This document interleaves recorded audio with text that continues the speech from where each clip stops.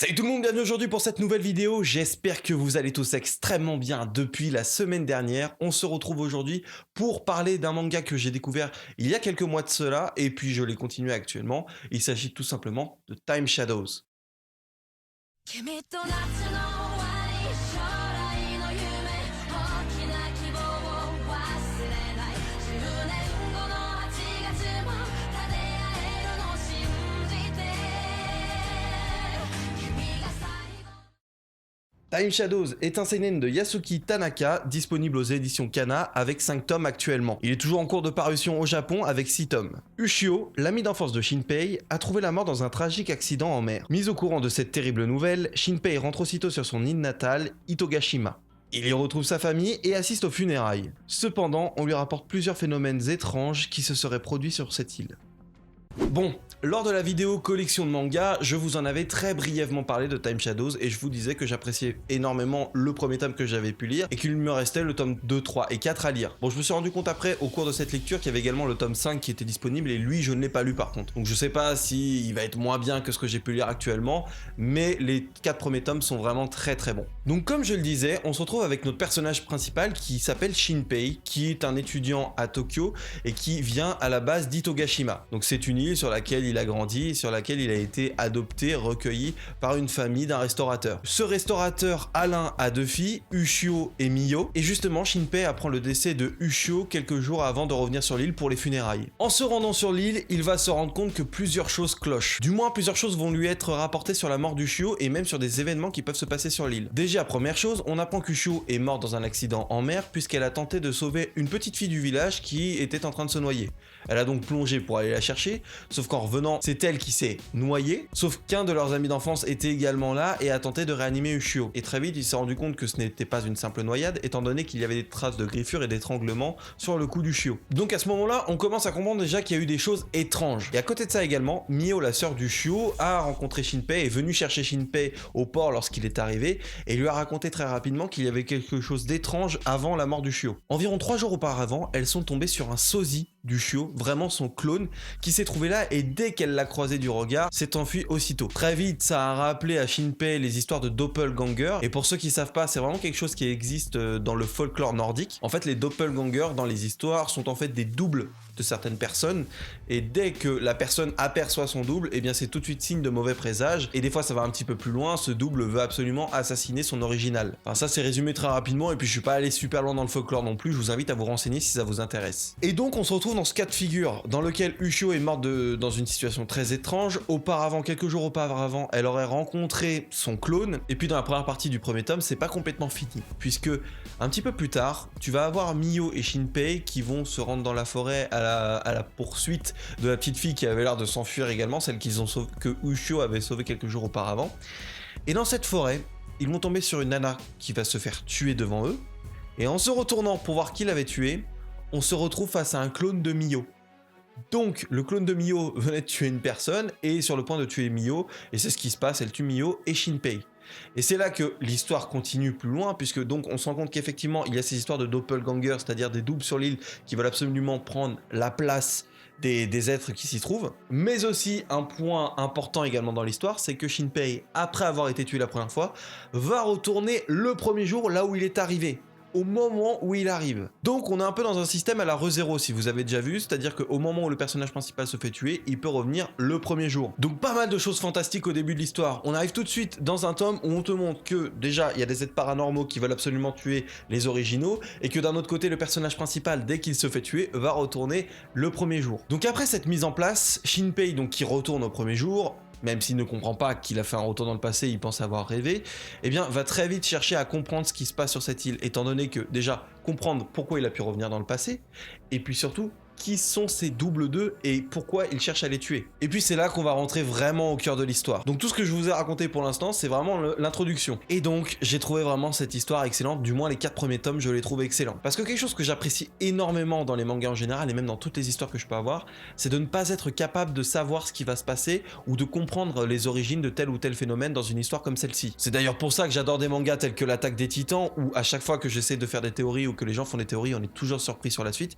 Et bien là, dans Time Shadows, Shadows, c'est exactement la même chose. Au départ, au vu du cadre qu'on nous pose, je m'attendais à quelque chose d'assez simpliste et de fait pouvoir trouver vraiment ce qui allait se passer par la suite. Sauf qu'à chaque fois qu'il y avait des révélations, j'ai toujours été surpris. Donc tout au long de cette histoire, on va essayer de comprendre qui sont ces double 2, comment ils ont été créés et pourquoi ils veulent les tuer. De la même manière, comment Shinpei peut revenir dans le passé à chaque fois que lui est tué.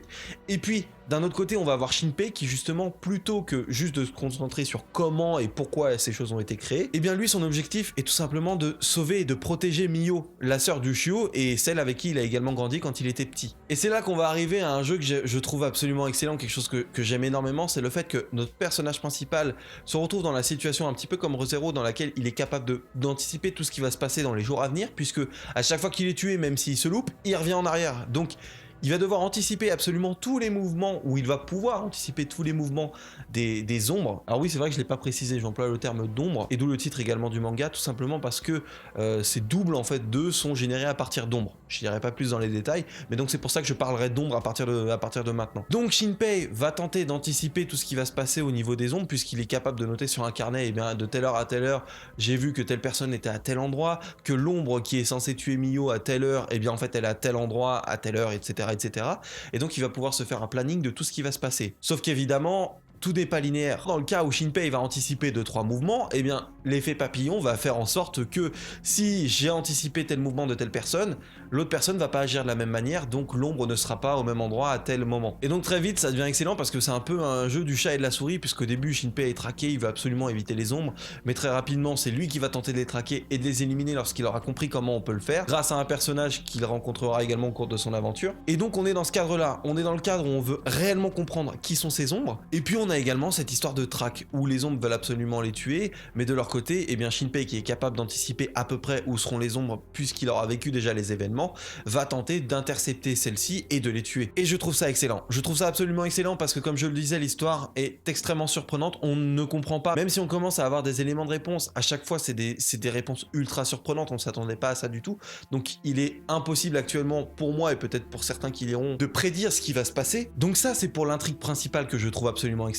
Et de l'autre côté, on va également avoir des petites intrigues secondaires qui vont se créer autour de chaque personnage. Alors on a Shinpei, déjà le but c'est essayer de comprendre comment il peut revenir dans le passé, mais puis on va avoir d'autres personnages que l'on va rencontrer au fur et à mesure de cette aventure qui vont nous révéler pas mal de choses sur leur passé, sur leur histoire, sur le pourquoi ils sont là sur l'île ou autre. Et c'est encore une fois des choses très très surprenantes et très intéressantes à suivre. C'est-à-dire qu'à chaque fois qu'il y a une aparté sur un personnage, sur l'histoire d'un personnage, c'est pas quelque chose de relou, quelque chose que tu voulais pas suivre, quelque chose de trop. J'ai trouvé ça vraiment intéressant et ça te permet de comprendre la mentalité du personnage et pourquoi il agit comme ça et justement ce qu'il va pouvoir apporter à l'intrigue principale. Enfin bref, c'est très difficile de vous expliquer tout ça sans vous spoiler, c'est pour ça que je vais pas vraiment rentrer dans les détails, mais je vais vous conseiller très fortement d'aller lire Time Shadows, qui est un manga que j'ai vraiment adoré pour l'instant avec les 4 premiers tomes. Il faut également que je me procure le tome 5 puisqu'il est sorti et je veux absolument le lire. En gros, pour résumer autrement, si vous cherchez un manga qui propose une histoire durant laquelle vous allez être impliqué également à chercher à comprendre les éléments de l'intrigue, essayer de comprendre les origines des méchants, comment ils fonctionnent, faire pas mal d'hypothèses, de théories et être un petit peu l'enquêteur de cette histoire, bah j'ai trouvé que Time Shadows marchait super bien. Personnellement, je me suis retrouvé à fond dedans et je veux absolument comprendre d'où viennent ces ombres, comment elles agissent, pourquoi elles agissent, et puis comment Shinpei peut revenir dans le passé, et puis même tous les personnages secondaires qui ont pas mal d'intrigues qui sont en train de se construire. Enfin bref, vraiment une lecture que je vous conseille. Voilà, c'était tout ce que j'avais à vous dire sur Time Shadows. Je veux pas rentrer dans les détails de peur de vous spoiler, puisque c'est une histoire justement qui se découvre, qui se lit par vous-même. C'est pas quelque chose comme d'autres shonen qui pourraient s'expliquer un petit peu plus en détail avec des exemples qui spoileraient pas trop. Là on est dans un manga avec énormément de mystères qui sont justement le cœur de l'histoire et qu'il faut découvrir par vous-même. Donc ça n'a pas d'intérêt que je rentre dans les détails. Je vous invite donc réellement à découvrir ça de votre côté et je pense vraiment que beaucoup de personnes peuvent l'apprécier. Et au vu du ton un petit peu de ce manga, on n'est pas sur quelque chose de joyeux du tout, on n'est pas sur quelque chose de trop sombre non plus, puisqu'il y a également quelques petites doses d'humour par moment qui font vraiment plaisir. Donc c'est quelque chose qui peut se dire par tout le monde selon moi, à part évidemment les plus jeunes d'entre nous. Mais une fois qu'on a l'âge pour comprendre ce qui se passe dans l'intrigue ou autre, je pense que c'est vraiment une lecture intéressante. Et surtout si vous aimez être surpris quand vous lisez un manga. Bref, voilà, j'espère sincèrement que cette vidéo vous aura plu et que justement cette vidéo vous aura permis de vous intéresser ou de découvrir un nouveau manga que vous ne connaissiez pas. N'hésitez pas, si vous vous mettez à ce manga là après cette vidéo, à bien me donner votre avis, si vous en avez pensé la même chose ou pas du tout. Et puis si vous le connaissez de la même manière, n'hésitez pas à donner votre avis sur le manga. Sur ce, je vous souhaite à tous de prendre soin de vous, surtout en cette période un petit peu difficile. Et puis on se retrouve très bientôt, normalement la semaine prochaine pour une nouvelle vidéo. Et puis pour ceux qui suivent des épisodes de Let's Play sur Sword Art Online, eh bien écoutez, il y en aura 3 cette semaine. Donc n'hésitez pas à vous faire plaisir. Je vous laisse, prenez soin de vous et à très vite pour une nouvelle vidéo.